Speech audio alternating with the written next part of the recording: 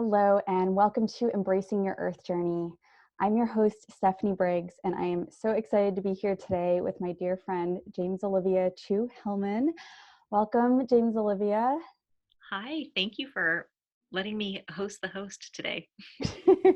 Yeah, so I just want to introduce myself since this will be the first interview in this series that you're getting to watch. And so again, my name is Stephanie. I am a soul guide and intuitive healer, writer, speaker, and mentor. And I am so passionate about activating magical humans to bring more of who they are to life. And so I have a multi-dimensional sacred arts practice that I've called Heart Blossom, and I offer transformational readings, private mentoring, and group experiences to a global community of healers, artists, and heart-centered visionaries. And I just love supporting my clients as they're navigating their individual journeys with an awareness of the collective environment and just helping them like dismantling all like the toxic shame and self-judgment and all like the harmful conditioning that gets in the way of expressing and embodying our true power. So that's a little about me. And again, I'm so excited to be here with James-Olivia. We have been growing together in the Liberatory Leadership and Facilitation Group with Andrea Renee. James-Olivia is one of our amazing speakers. You'll be hearing from them in just a few days. And I just couldn't really think of anyone else that I'd rather have a conversation with. I feel like James-Olivia, since like as soon as I met you, I felt like there was some way that like I can just be more me. Like through your presence. So thank you for that, for the gift that you are. Thank you for that, because you know those are my magic words, right? That you can be more you Yeah. that's everything for me. So, um, okay, thank you for having me. I can't wait to hear all about your topic. First of all, thank you for putting together the summit and the wonderful, wonderful humans that you've brought together to talk about being human right now here, which I guess is the essence of your specific topic today, welcoming your humanity in the age of apocalypse, which sounds enormous, like an enormous topic. Um, where do we want to start with that? I guess I'm going to ask you first about your own story and what inspired you to create this event. Yeah. So first of all, yes, this is an enormous topic. And there's definitely part of me that's like, oh my goodness, like really? You want to cover that? But I just got to follow my guidance. And a little bit about me.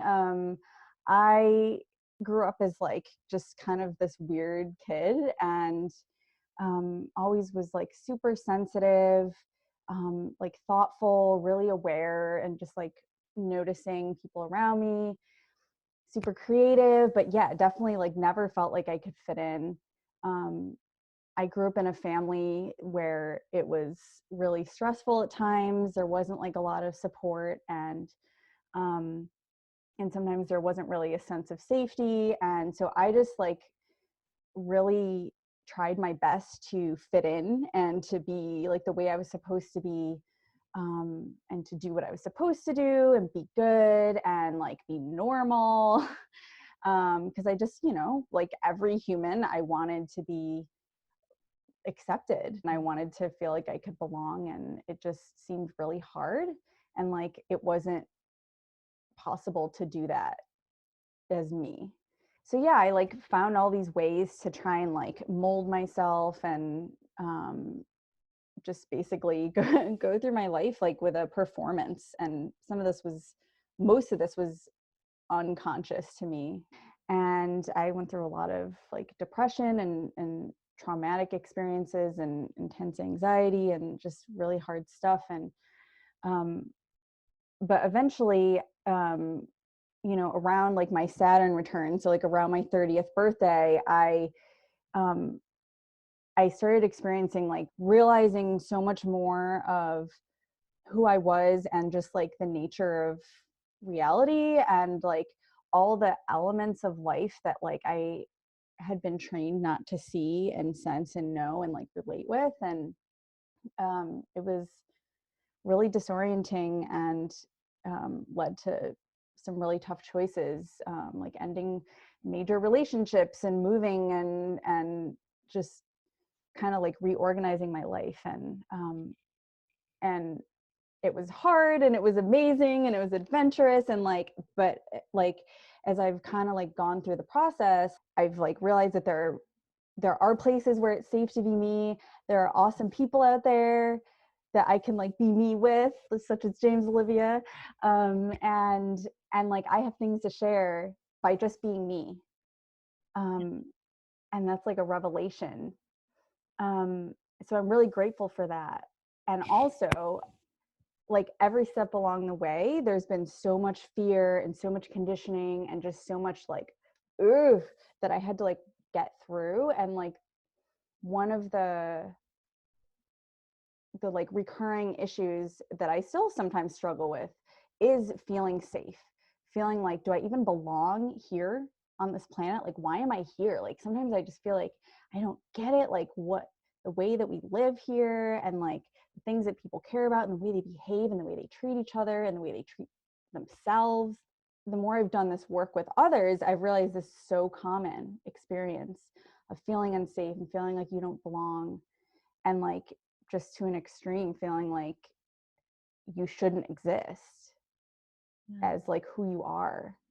And I know especially like, you know, this is, I feel like somewhat of a universal experience just because of the culture we live in, but like some of us get it even more depending on who we are, like our identities or like what family we grew up in, like how we are like assigned a value by our collective culture and social structure, and like it has a real impact. And um so I guess I just like this is always on my mind and more so. And um so that was like what initially just inspired me to offer this, is really wanting to talk about this and like explore like what are some ways that we can respond to these challenges, and like how can we like find the courage to be who we are even in this violent scary world.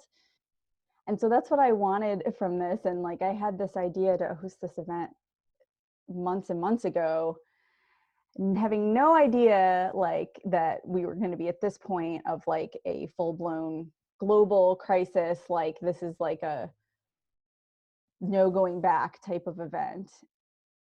Massive global suffering to an extent that a lot of us have never seen before. And when I say that, it sounds like you're, without naming specific privileges, you were talking about, you know, the way that society values certain human bodies and certain lives above others, talking about, you know, race, class, gender, size, citizenship, ability, like all of these things. And there are people who have legitimately been living through apocalypse.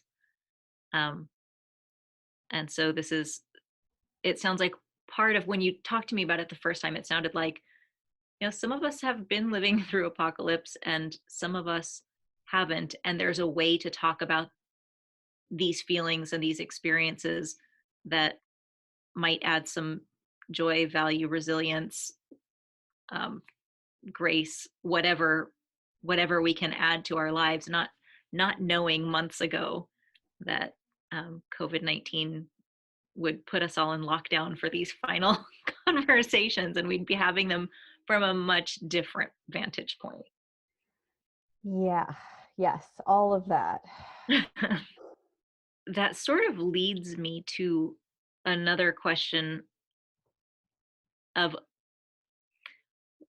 when you first started, what did you mean by living in the age of apocalypse? Like, you weren't just talking about coronavirus then, but now we're here. So, what has that evolution looked like for you? What did you mean then? What do you mean now? What are you wanting people to understand about the age of apocalypse when you talk about that? Yeah. Well, yeah, I just want to reiterate like kind of what you were sharing. That yeah, like this this is not a new experience for humans. It's a new experience to some of us individually, like this level of intensity of like a threat of annihilation. And certain people have experienced that. This whole societies have experienced that. There have been genocides, multiple genocides. There are genocides happening now of indigenous peoples. Like, it's just that it's like on a different scale at the moment. But when I started, like, when I first envisioned this event, I mean, I was looking to climate change that's already been unfolding, kind of like more of like there are slower moving apocalypse processes that have been happening. And I wanted to talk about that and just like, how do we live with, watching things collapse, how, and I guess, so when I'm thinking about apocalypse, like I'm thinking about a time of intense change and collapse of some kind, like of a paradigm, of a system, of like literal collapse of structure, infrastructure, like, death and destruction. Like, it's not like, I'm not going to sugarcoat it at all. Like, I'm not talking about like a pleasant process, or like this is just a concept. Like, this is real. It has impacts, it has suffering, it has like all the things. And also there's like, the nature of life is that it's cyclical, it's seasonal, and like life involves birth and death for all things that are alive. Like, there's nothing, like, again, this can sound so trite, but there's nothing that's static and is going to stay forever, because if it's static, it's not alive. So there is also like the promise of like some kind of renewal, something new will be like coming. Like, the phoenix burns and then it rises from the ashes, and it can't rise from the ashes until after it has burned. And so this is like the moment that we've been in, and it's just now like we've just like gone way down to like a deeper level, is like how I'm feeling it. And the other thing about apocalypse is like, apocalypse, the word has like Greek origins, and it's all about uncovering and revealing. This is like revelation, not to get biblical, but like, so we're starting to see, more people are starting to be able to see what's really been going on, and like see more of the impact, see more of the way that we're all connected. I mean, that's just like utterly in our faces now. When you say see what's really going on, what specifically are you talking about? Because there's a lot going on, and there are a lot of people who want us to see a lot of different things. So when you are talking about what can be revealed and what how we can rise from these ashes, what specifically are you wanting to illuminate? Yeah, I mean, well, it's kind of all of it. So we, if we're gonna, I don't want to split things into a binary, but just like, there are things that we don't like that we're seeing, like death, suffering, pain, people hoarding, like an intense amounts of violence, and like systemic collapse, ecological collapse, economic collapse, like death. And like, this is not new. Again, like, it's been going on through white supremacy, patriarchy, capitalism, like all the anti-life ideologies that are then like put into practice and into action through individual humans. Like, they're doing what they were designed to do, what they've always done, and it's like catching up more and more. Like, it's just getting to the point of like, it's going to collapse in on itself. And on the other side, there's like all this stuff that's been suppressed, hidden, that like almost like hidden in plain sight. Like, I feel like the power that we have, like the fullness of who we are as beings, like, we're human and we're in these bodies, but I know that we're more than that. um and there's so much more than like the physical level that like we've been taught to is the only thing that's real, what we can like sense with our five senses. And like there's more and more people like becoming aware, or like remembering that awareness, remembering like other ways of being, like ways that have been exterminated, suppressed, punished, what have you. um and so it's like it's both, it's like we're seeing everything and it's so Mhm. overwhelming for a lot of people. And like for other people, or like, and I shouldn't say or, and like I'll just speak for me personally, like some of the stuff like I have been seeing, and so I have some relief of like, oh, now it's like we can talk about it more because more people are seeing it. And like the more people like acknowledge, like we're almost like creating a new shared reality Mhm. that can like supersede the shared reality that we've had that's like really messed up.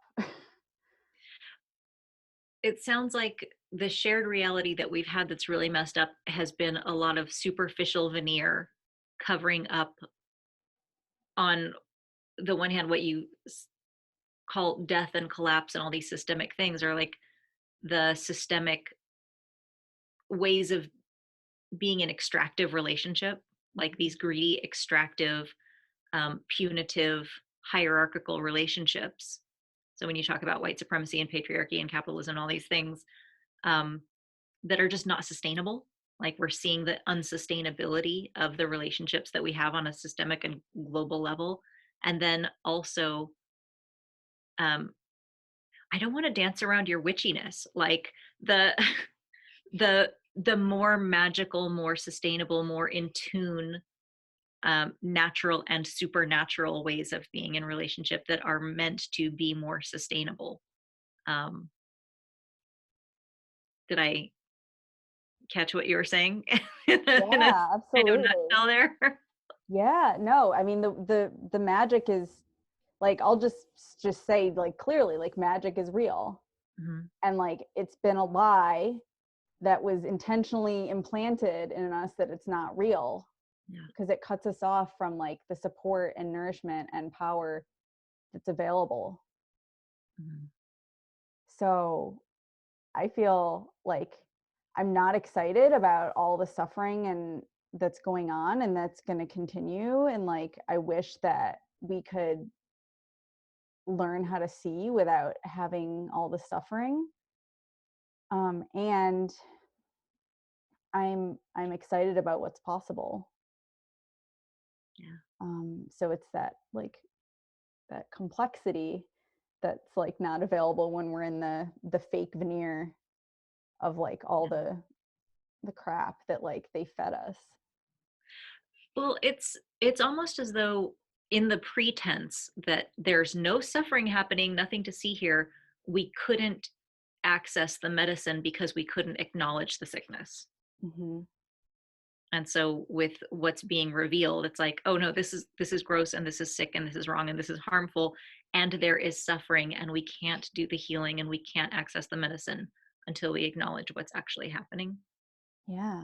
Yeah. And I mean, that's, you know, looking to my own life, I don't make hard changes usually until like the pain gets unbearable. And then I'm like, "Ugh, fine." It's funny, when you were talking about, how you got to this place, like what your story is and why this would be an important event for you to create. You were talking about, as a kid, having to appear to be normal, having to like not be weird, not be visible, just, here's the veneer, everything's fine, nothing to see here, I'm very, very happy. And it was almost as though you were doing it as you were saying it. And I was like, oh my God, you're doing it now.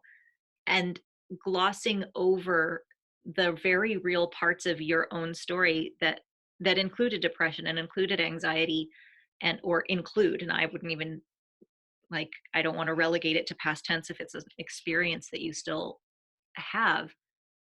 And because I know you a little bit more than just like, oh, tell me about yourself right now, I'm like, no, this is bigger than than just an idea and an inspiration. Like this is important to you on a much, much deeper level than, hey, I think this would be a really great idea for everybody to have these tools and have these stories and have these teachers come and speak. It's like there's something really true in your bones about what you're sharing here. Yeah. Yeah. I mean, Um, this is my life. right. Um, and so I'm going to get super nosy and dig in here.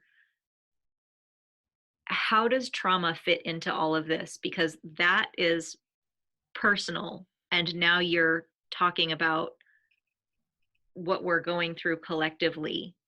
And I think it's pretty safe to say all of this is trauma based, like all the suffering. I don't want to say is either a cause or effect. I don't think that that's a fair angle to come at it from or a useful one. But how do you see trauma playing a role in all of this? Yeah. Um, so yeah, I want to acknowledge, yeah, what you just reflected back. And yeah, working with trauma is really central to everything. And like um, in my own healing journey, like I almost just like got obsessed with trauma and like learning about it and like how does it work, and like, learning about that again, it like there's like a cycle that happens. And you can see it on every level. Like you can see it in individuals, you can see it in like partnerships, you can see it in families, you can see it in institutions, you can see it in like societies, and it's just like every level. Like and there's been like trauma moves and reproduces like a virus, Say more, please. which is like the one of the weird like things about this current crisis. But like, so trauma like it moves like from person to person, right? Or like also it can move intra personally, like within myself.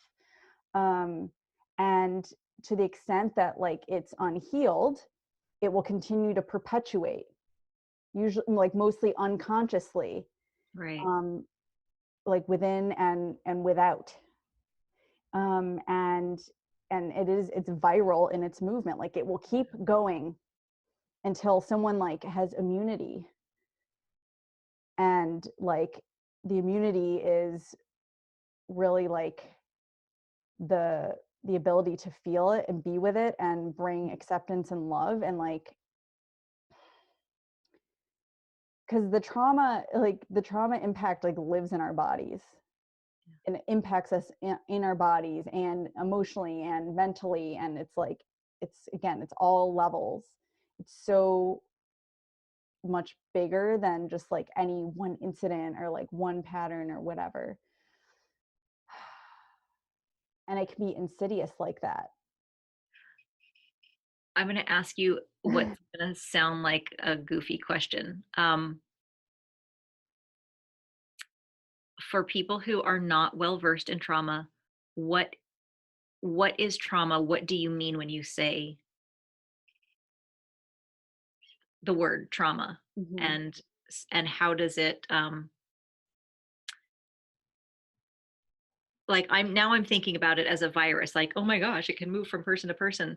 And when I think about the way you say until somebody encounters it who has immunity, it's like, oh, okay, I had that, it's healed, and now I have some sort of not defense against it, but like I am healed from that thing. It can no longer infect me in that way.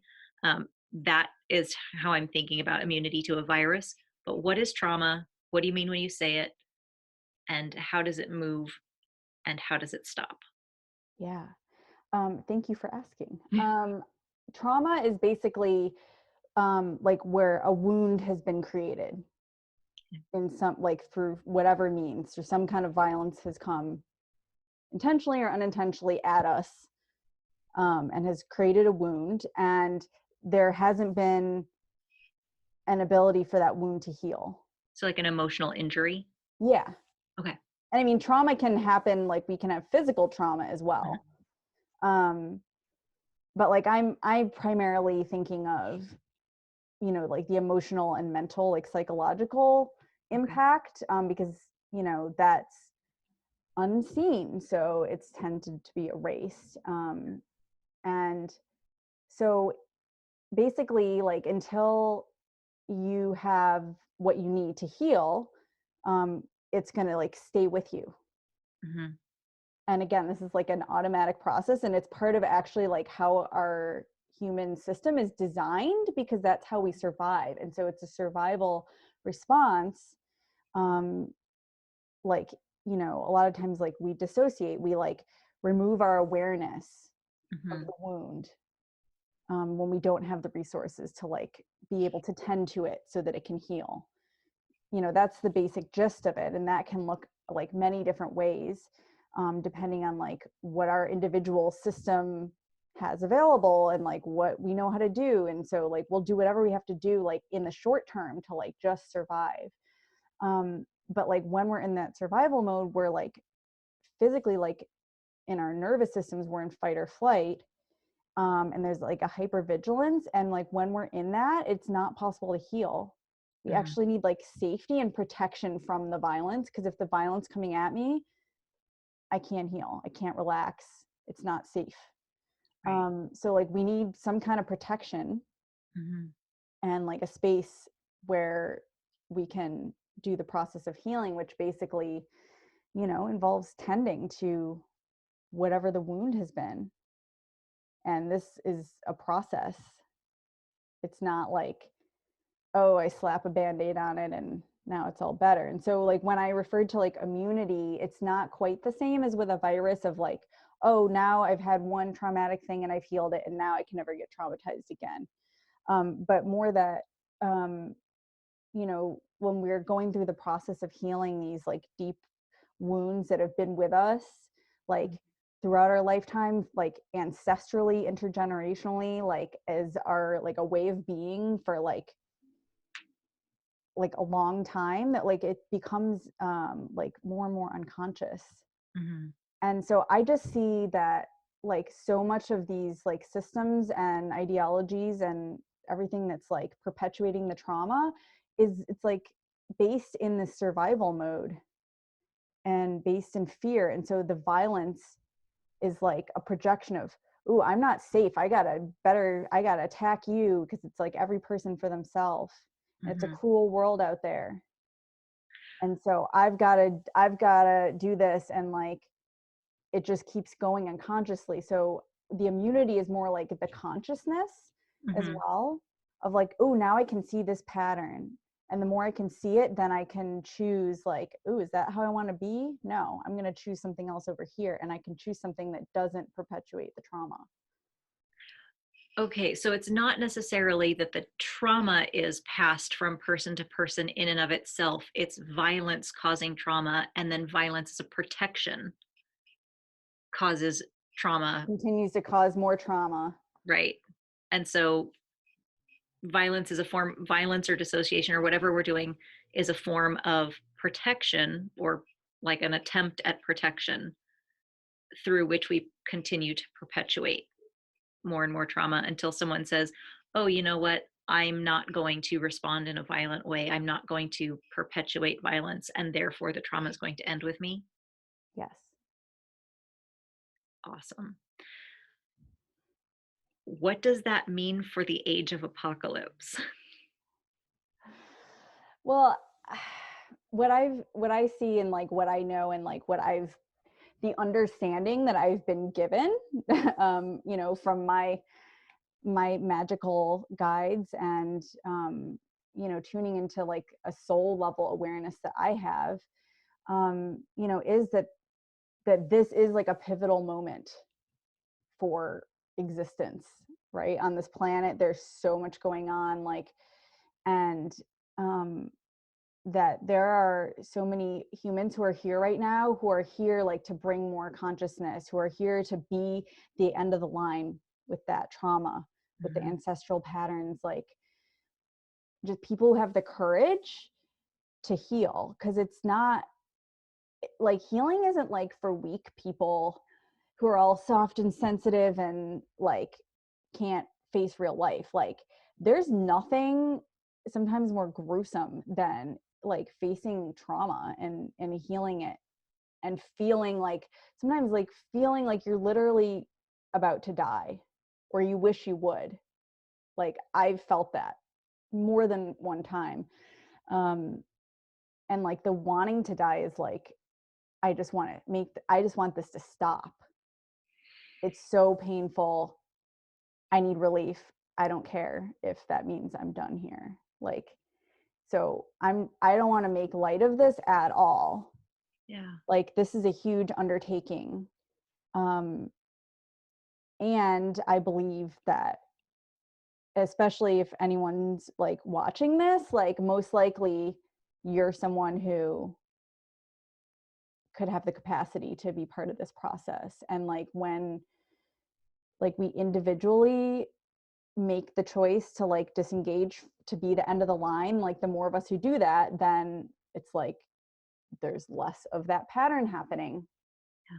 And then there's like so much more available. And like when there's space from the violence, like when there's basically safety, then the magic can come back out. It doesn't have to hide. Okay, that's so hopeful sounding. And also, when you say it's not easy and not for the soft and the sensitive, I totally get what you mean by that. And I am guessing that part of what you mean there is it takes us being soft and sensitive enough to welcome what we're going to feel, but also strong enough and resilient enough and determined enough and committed enough to potentially um, feel the destruction and sometimes even the desire for destruction that comes with it. That this is not a just like love and light, heal yourself, face your trauma. This is a you're coming up, and this is actually leading me to my next question about you talking about welcoming your humanity, but facing what is the most grotesque and cruel about the humanity that we share and the suffering that that causes us both personally and collectively, and going, okay, I can see that, and I still choose to remain here. I still choose to be here. um, but what do you actually mean when you say welcoming your humanity? Because it sounds like not very inviting or really like, okay, this is going to hurt. Welcome your humanity. It's going to be ugly. Let's bring it. Like, what are you talking about? Yeah. Well, it's all that and more. um, yeah, I don't know. It feels like weird for me to be laughing, but it's just like I love talking about this. So um, I don't know. There's like a joy, like a maybe a perverse joy in it. That's part of my humanity. With my Scorpio South Node. So when I talk about welcoming your humanity, it's everything you said. It's regarding yeah, all the ugliness, like not only out there but also in here. Because like especially people who are energetically sensitive, which like we all are, but some people come in and or develop like more sensitivity than others. Like there's no way that you can't bond to that energetically. It's just like it's going to come in. So it's like, what do you want to do with it? But when I talk about welcoming your humanity, it's also just like being yourself as the human that you are. And like that sounds so simple, but it's like the hardest thing ever. Super scary, right? Especially if Yeah. you've got the world, either your family of origin or society or systems of oppression telling you yourself is not okay. Yeah. You're bad, you're wrong, you're not enough, you're too much. You should be something different. It's all a lie. It's just a lie. They just made it up because then they can justify like punishing you and attacking you, and they can keep you from knowing how amazing you are. and like what power you have available so that you could then show up and like respond and say, no, I'm not, no, I have a no for this. Like, or just like create beautiful things. Like that's like, I also want to like, we're welcoming like the beauty Mhm. of like who we are and of just like life. This is such a beautiful planet. And like we're part of it. We're not separate. Like we're part of like Earth's body. Like, and so I don't know. It's just like being real in a world that tries to destroy everything real. Yeah. You use the word they, and I'm assuming, and you can correct me, um, that you're talking about systems and powers that be and dominant overcultures, etc. And I'm going to push back a little bit on that and say we, because we all participate, especially um, because we are in an active and participatory relationship with all of these systems, that we're vying for superiority in order to um, survive, because that's the way that these systems are set up. Um, so so not only are they doing it to us, but we're doing it to each other. Like we're participating in ways that we probably don't want to admit to, but that's, you know, our unconscious biases, our internalized isms, the way that we participate in self-loathing and trying to make ourselves different and normal, the way that we dismiss other people's humanity. It's like a very it seems to me like I have not successfully gotten away from my participation in it, and have not met very many people who have successfully gotten away from their participation in it. Not without even the people who are making the most effort all the time, very vocally and visibly, um, stumble and fumble through these ways of being. Mm-hmm. Yep. Yeah. Thank you for bringing that forward a little bit. When I guess when I say they, part of it's to like locate where it came from. Mm-hmm. Like we learned it. It's not inherent. Yeah, yeah, And so like they are like, you know, the source of like all the beliefs that we have, all the ways that we've learned to be and like to treat others and to treat ourselves. yeah.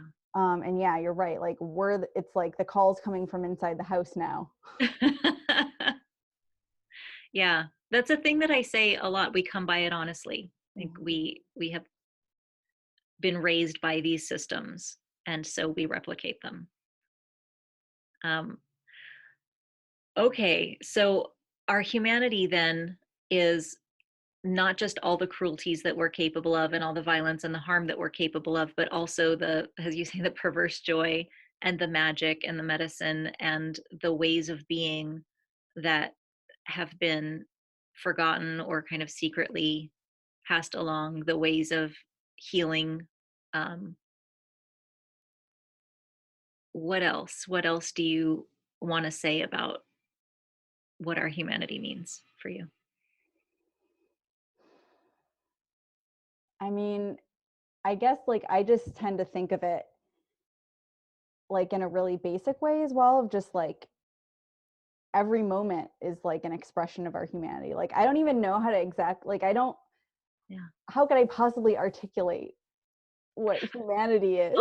Oh, but you did, and I missed it. You did actually articulate it. And I totally didn't. I didn't catch it and give it back.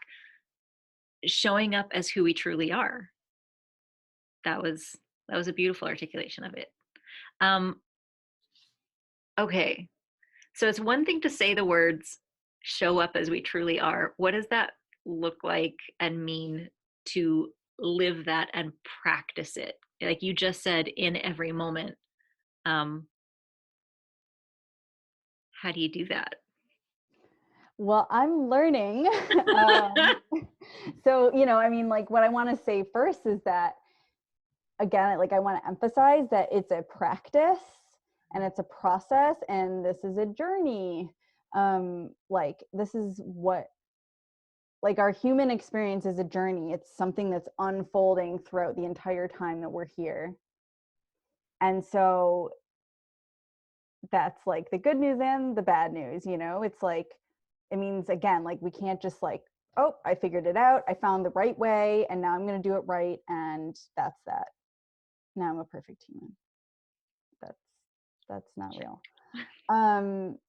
But like it's the process of, basically we have to show up for a process of finding out what's my right way. Mm-hmm. And I don't even want to use the word right. What's a way that can work for me? Like what's the way that I know how to do this? Like what's authentic to me when um when I really like tune into what's true for me and open to like more awareness of who I am, and um like just realness, like authenticity. um and yeah, it's different for everyone. um you look like you want to say something. Um, you said the words show up, and that seems like so much of the practice is just to keep showing up, like showing up for real, being present, and you said tuning in. So it's like showing up and being present, um, which seems like the very opposite of what you were talking about with trauma, of the dissociating, which is protective, but it doesn't ever get us the the healing and the welcoming of our humanity that you're describing. Is that? Yeah, and it's not fully alive. Yeah. You know, like when I say showing up, it's like bringing our consciousness Mm-hmm. to where we are, and like bringing more consciousness to how am I choosing to be. Like, am I going to come into this conversation and am I going to say a bunch of stuff that sounds good, or am I going to be real and say like what I really have? um and again, like I don't want to make it seem like it's like one or the other. Like it's like every single moment could be different. And so it's like always, we always have the opportunity to practice, and we get to choose whether or not we want to. But when we keep choosing not to, it tends to not work out well, is what I've noticed. We keep building that veneer and living Yeah. a more superficial. And It's the it's, same thing that got us here. yeah, and it's not sustainable and it doesn't feel good. And but on the other hand, like I want to also be clear that then there's like a way we can get all twisted up in like, oh, I have to be different, I have to be better, I have to be a better human. um and like then it's just like we're back in it again. And so like one of the things that I practice a lot and that I really try to share a lot is like gentleness, Mm-hmm. the importance of gentleness and like the power of gentleness versus force. Like trying to apply force to make yourself grow, or to make yourself do anything, like to be more real. Like if it's forced, it's not real and it's not aligned with life. And it's like I always think of the strength card in the tarot, um, where it's like this person with a lion, and it's like they've tamed the lion. And how do they do this? They tame the lion through love and gentleness, not by like attacking the lion. And so it's kind of like we have to do that to ourselves and Yeah. for other people if we want to. If we want to like have access to more of the beauty Mm-hmm. and like that power of our ability to choose, and um, letting ourselves be guided by the wisdom of our souls, which I feel like could sound really grandiose, but it's already here. It's just like waiting for you to like look at it. I'm thinking about, I just planted some lettuce seeds in a little pot because I want to grow lettuce in my kitchen. And the seeds have just started to like unfurl just a little tiny bit. And it's been 3 or 4 days. And no amount of poking, prodding, forcing. Like there's nothing I could do to them to make them unfurl faster. It really was just, let me keep your container safe. Let me make sure nothing happens to you. Let me keep you in the environment that is like nourishing for you, and let you do your thing. Yeah. I'm just going to say just that. That's a great model. Yeah, I mean, I have this, I have a plant on my altar, and this plant has been through so much with me and has taught me so much and has suffered for my learning as I'm learning how to tend to the plant and also how to tend to myself. And I realized that, like, when I was going through a period of struggling with depression and struggling with just like feeling lost and like kind of getting into that hopelessness of like, what's the point? Um, and like I stopped tending to the plant and I was watering it very little and it lost a ton of leaves. It's still alive. And then eventually when I was able to like let more of the love in, the you know, the unseen love that's available, then I was able to start tending to it again as I was like tending to myself again. And now it has all these beautiful leaves on it and it's thriving because I started watering it more. And it sounds so simple, but it's like profound. And like that's what I'm talking about is like this plant is like my ally and has helped me grow and heal and like has suffered for me in my healing. And I wish that I didn't make this plant suffer, but I did. And it's still here and I'm still here. It's a beautiful, one, it's a beautiful relationship, and two, it's a beautiful metaphor when we're talking about, especially like we tend to, or we can tend to talk about healing as this individual thing. And really when we're talking about collective trauma and, you know, gentleness and showing up and being present, that we're talking about not just showing up for and with ourselves, but we're impacting others when we show up. um,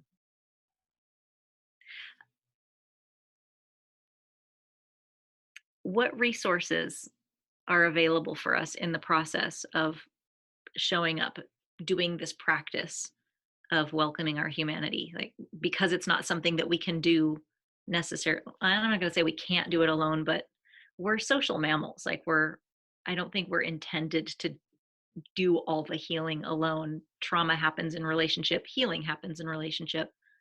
So what kind of things are available to us?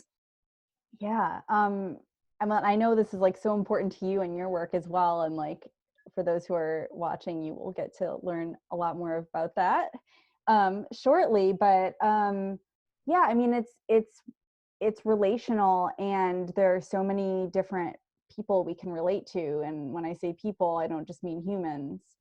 And I don't just mean like people like who are physically with us.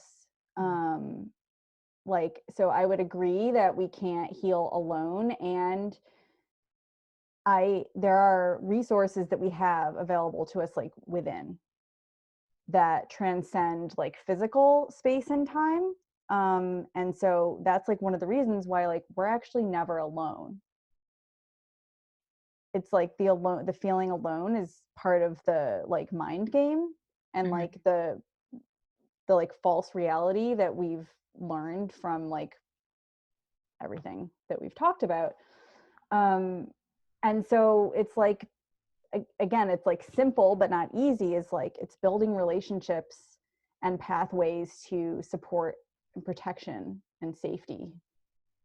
So whether that looks like um finding safe people, like living human people that we can relate with, whether that's like friendships, partnerships, in our family, in our chosen family, like therapy, like community, like wherever, like again, like when you follow like what what makes you happy, what brings you joy, makes you feel alive, you will find those people.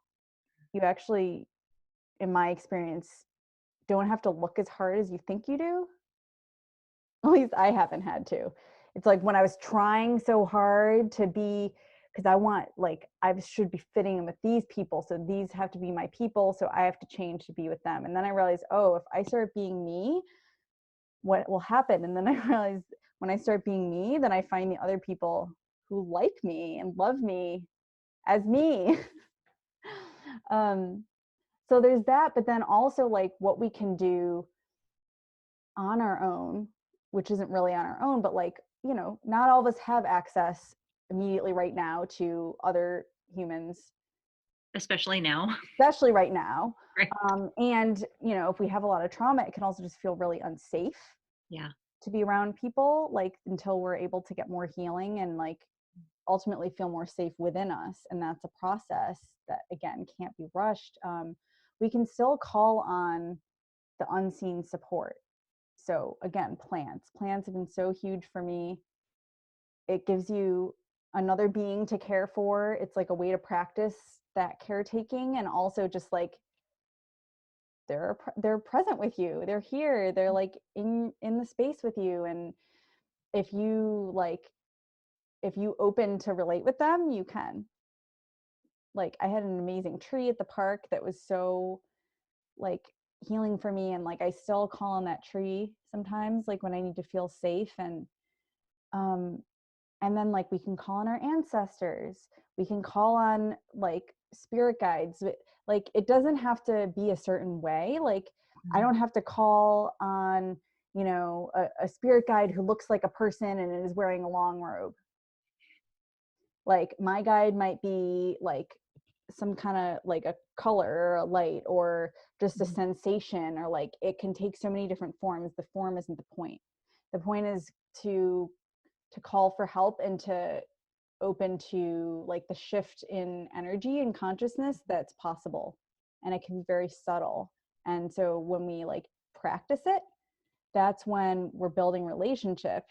And the more we relate, the more it's like easier to travel that pathway. And like when, this is going to sound like abstract and maybe just like whatever, but like the power of divine love is what heals.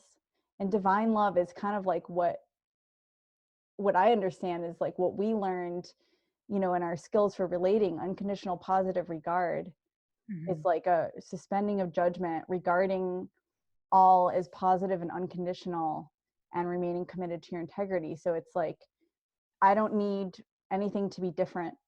I'm not showing up with force. I'm showing up with acceptance, um, while also, you know, acknowledging what is.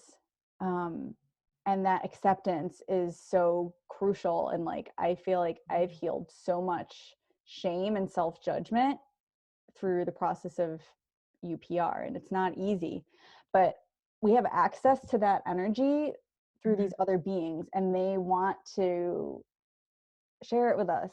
And we have to ask, because you know we have to give our consent, to be helped. And it's, you know, it's like a mystical process. So there's no way that I can fully explain this of like, oh, just do these 3 steps. And like, there's no, you know, 3-step process. Like it's an individual, again, journey and relationship, just like you're building relationship with humans. Um, but like when you open to this, like you're opening to bring the magic in. Mhm. And like your soul is not going to bring you violence. Like if there's violence in what you're receiving, it's not coming from love. It's not coming from like forces that are here to help you. Right. um so yeah. It feels like, as I hear you talking about it, it feels like having a willingness and a desire and a consent to be witnessed and held. And that may be through other human beings, that may be through other non-human beings like plants, animals, um, whatever beings are here on the planet with us, and then other beings and almost other ways of experiencing. So you had talked about color, but for me, I was even going to use the word resonate because that's sound, but music has a way of holding people and healing people, like music therapy. I was thinking about art. Um, so not we always think of ourselves as the ones doing the witnessing when it's something that isn't another living being, but kind of allowing ourselves to be witnessed and held by the sound, by the song, by the color, by the energy, the beauty that is there to, as you say, not harm us but hold us. Mm-hmm.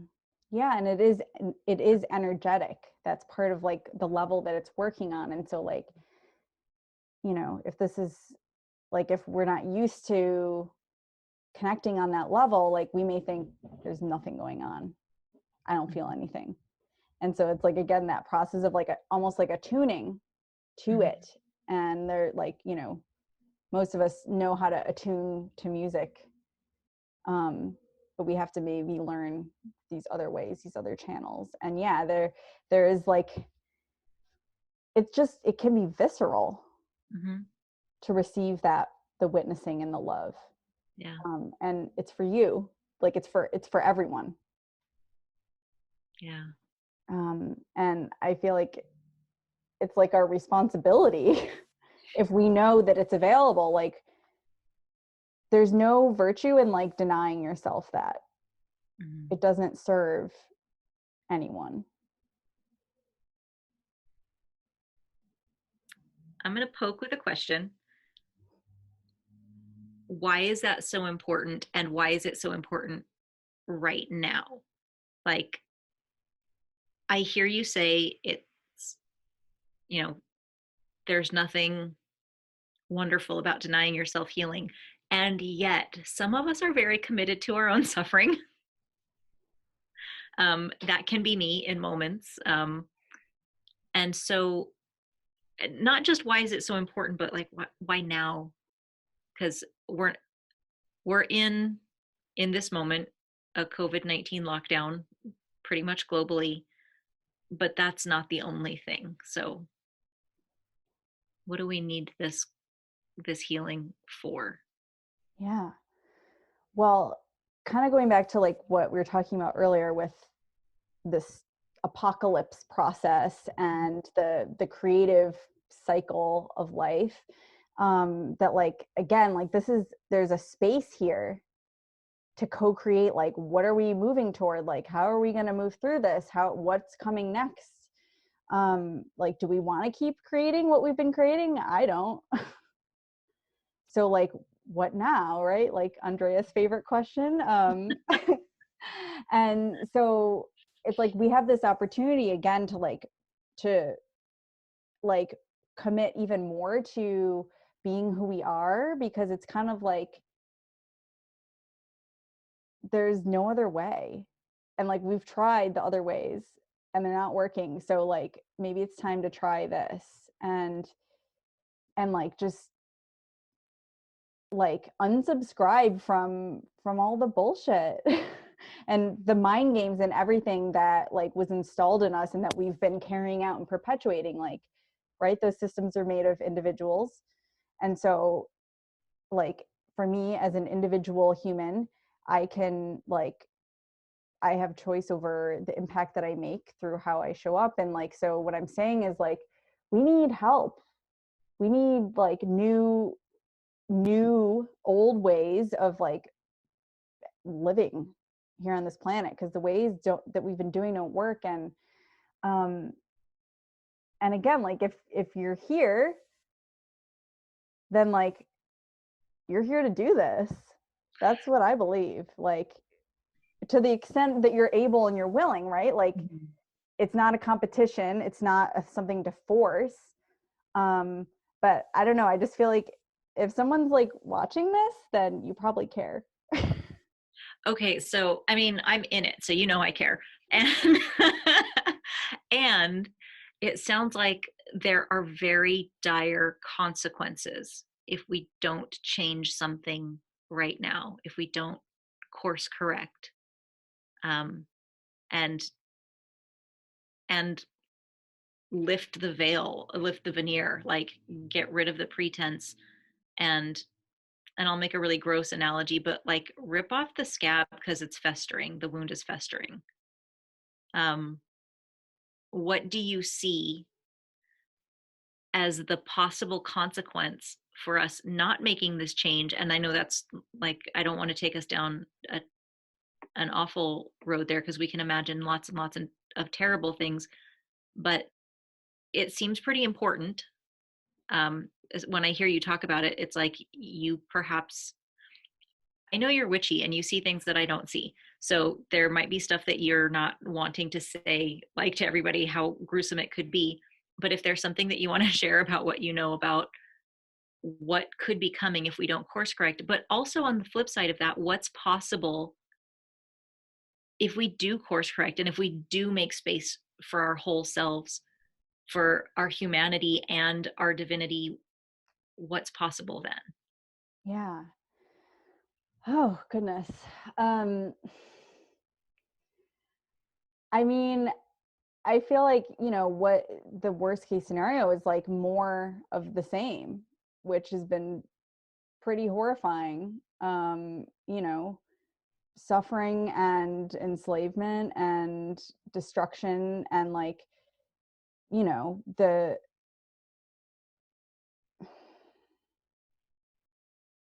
I don't know how else to say it other than like the end of life as we know it, at least for humans.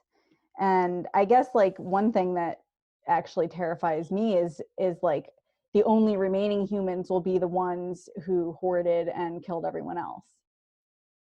um But then who will they extract from?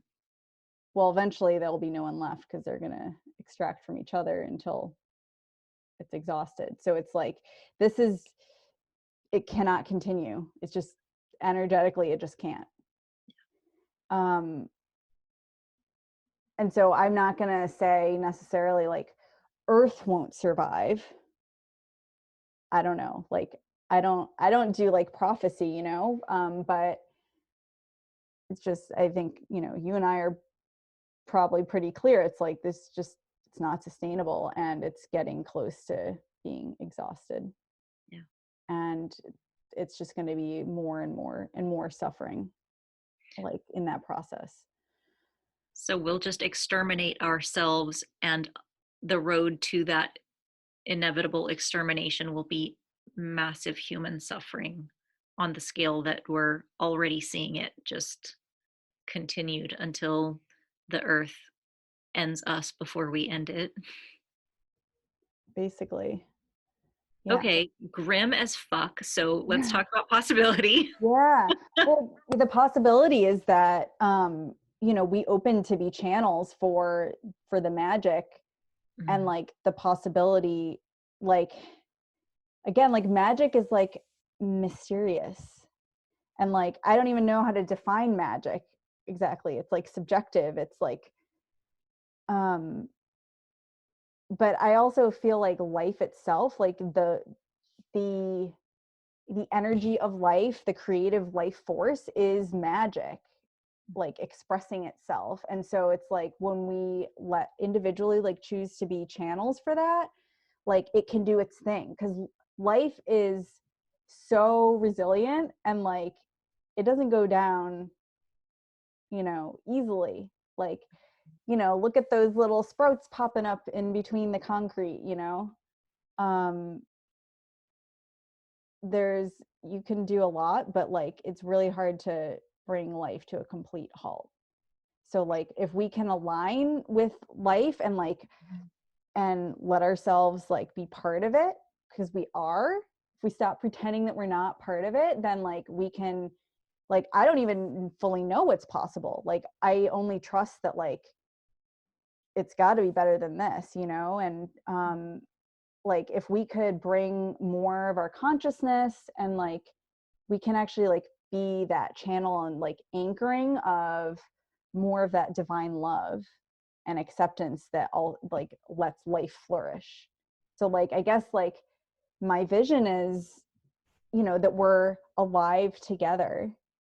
So like we're not actually alone in this existence, and we're alive, like we're letting ourselves be who we are, we're letting ourselves be in our process of life, and we're letting life flow through us and around us. And like um I believe that, you know, life naturally like seeks more life, and like it creates like a sustainable existence. And so like it's kind of like if we can just get out of the way a little bit more, but like we're still part of it. It's like that paradox of like me surrendering to let life live through me while also like getting to be more me through like in a way that like I can't fully understand with my human brain. Like it's like magnificent and mysterious, and I don't know, like miracles are possible.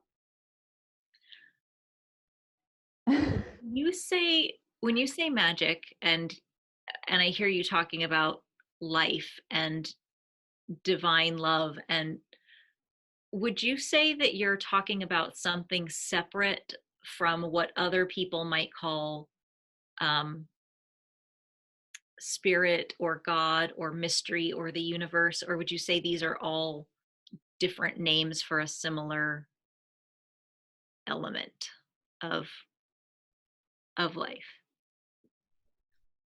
um I would I think of them as they're all the same thing, and we have, yeah, many names, many ways of seeing and knowing this force process, what have you. Like I don't even like, there are no words, right? It's Right. like beyond our grasp. And you know, so any attempt I make to say what it is or what it isn't like is just a guess. Right. Okay. So um like the Tao that can be named is not the true Tao. Kind of like, yeah, yeah, but like I, you know, what I've been shown and understand and like what I've lived is that like in ways that like we can't control, and like life like works its magic. um and so like I feel like when, if we like, yeah, if we open to that, you know, like we can just be so much more, like there's so much more to me than the parts of me that are frightened and afraid or mhm, powerless or whatever, like in any of the like contraction. Like um when we claim our power and take action in alignment with our past, we're like being part of this process that's happening here, that can happen, and we can be co-creating something beautiful, more beautiful. Like it's not gonna be perfect, right? But like we can move in the direction of life. And like this is super up right now because like just astrologically, just to drop in for a moment with that, like we are in this like revolution point mhm. of like it's getting so unstable, you know, it's, there's collapse, and there's also like again that opportunity to like create something new. And you know, Pluto and Saturn were in Capricorn. Pluto's still there, but like it's been this, that's been the intense uncovering revelation of all the toxic that's been like perpetuating the violence Mhm. structurally. And like the structure is rotten. And so now Saturn has moved into Aquarius, and it's like this is the opportunity to bring, to like liberate, to revolutionize, to like innovate the collective structures. And so like we get to each figure out like what's my role in co-creating like this new paradigm, which again like sounds really grandiose, but like it happens in every moment if we choose it. Like where our individual moments come together and make a system and a whole. And I'm like that guy with all the post-it notes, the meme. Yeah. Okay, so the question you just asked, what's my role? Um, you actually support people in understanding what their role is or could be. How do you do that? Like, what is the work that you do to support people in welcoming their humanity in the age of apocalypse, but also once they have welcomed their humanity, like, what the fuck do I do with it? How do you support people with answering that question? Yeah. So I work with people in a bunch of different ways. I do astrology readings, and Akashic records readings, and those are two main tools that I work with, as well as like kind of body centered, like somatic healing mindfulness practices, and also just like the spiritual work, which is like helping people basically. I help people like welcome more of who they are, like bring more of themselves into their bodies, and like heal some of those barriers, where they're keeping themselves from coming alive more. And then through these tools like, of higher consciousness, the astrology, the Akashic records, and what have you, like we can get specific insights into what someone's path is and what their gifts are. But I will say that, like, I don't want to say every time, but almost always, like, we already know what it is. We're just afraid to let ourselves know. And that's okay that we're afraid. But like, so I can, like, I love working with people to like uncover that. Like, what is it that you really know that you want to do, and you're afraid to even let yourself know that it's that. And then maybe it's like, I don't know how to get started, or just like dealing with everything that comes up like every step of the way. And so I'm just like here to support people and say, I get it. I see you. Like, I'm holding space for you, and like let's bring in some more support for you so that you can like blossom into who you are. And so yeah, I have a couple things that I'm offering, that I just want to highlight in particular, that can help with this. I'm offering a free guided meditation. It's the Inner Sanctuary guided journey. And this is something that I channeled from the Akashic Records. And it's a guided um, meditation that will activate, energetically, like intuitively, magically activate a pathway for you to your inner sanctuary, which is like a safe and supportive state of being like within you. And so that's available as a free download. It's on the page that's below this interview. And I'm also doing a giveaway for soul sessions, which that's my soul-centered birth chart reading. And then finally, that I'm going to be launching a new group. This is a growth group. It's kind of like one part coven, like, gathering place, circle for witchy folks, magical folks, as well as like a, group coaching, and just like a support community, like where we can all grow alive together, because that is my vision. Sounds like the common thread. I mean, you have the tools that you use, but the common thread seems to be the thing that you were talking about earlier, which is being witnessed, being held, having a safe container for you to show up. And not only are you sort of becoming that safe container for people to show up and be nourished and guided in whatever ways with whatever tools you have that are appropriate for that person, but also being modeled and experiencing, like, okay, I'm going to show up with you, I'm going to attune with you, and you can have that experience of doing it so that you can be supported in that, so it's not a like a freak out experience the first time you try it. Because if you're telling us that, through the age of apocalypse, one of the practices that we need to be practicing is showing up and tuning in, that can be really fucking scary if you don't have support around that. So if it sounds like if somebody's listening and watching right now wanting to know, like, okay, well, how do I do the things that you're just saying, you actually provide a container for people to learn how to do these things and be supported as they try them for maybe the first time. Yeah, yeah, absolutely. And like I'm, whatever I'm sharing is like something that I've learned through going through my own process. So Mm. like, yeah, I'm just another human on the journey, right? So like I don't have the answers, but I would love to, like, yeah, hold space and be part of walking with people, where they're going. I'm so glad to be walking with you. I'm so glad to know you. I just want to clarify. So anybody can download the meditation that's available to everybody? Yeah, it's available to everybody as part of this event. And Okay. also the giveaway, I'm giving away, I don't know if I said that clearly. I'm doing a giveaway. You can enter to win a free birth chart reading with me. I'm Okay. going to be giving away 3 of those sessions. Okay. So three blessed and lucky and fortunate people will get sessions with you. And then you also have sessions available or packages or however. I actually don't know the details of how you offer these sessions, but people can contact you if they don't win the giveaway. They can still work with you. Yes, absolutely. All the details about the different sessions and scheduling those and all that, it's all on my website at heartblossom.life. And that's linked on the page here too. Or you can send me an email, Stephanie@heartblossom.life. I know you have my email because you're signed up for this event. I love hearing from people. So if you want to share anything, any questions, want to know about working with me, I am available.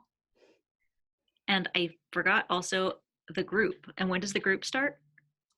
The group is going to be starting mid-May. So Okay. I'm going to be sharing a bunch more about that in the weeks to come. Is there anything else? I asked you a bunch of questions. Is there anything that I didn't ask you that you wish I had and that you want to share now? Oh goodness. No, I feel like we covered so much. Yeah, I just want to say thank you to you, James-Olivia, for engaging in this conversation with me and asking and clarifying things and bringing what you had. And it's been awesome. I'm just It's grateful. been my pleasure. Thank you so much for asking me. To everyone who's out there watching or listening, I'm really grateful that you could be here, that you decided to spend this time with us. And I just want to wish you lots of love and many blessings on your journey. And hope you take care.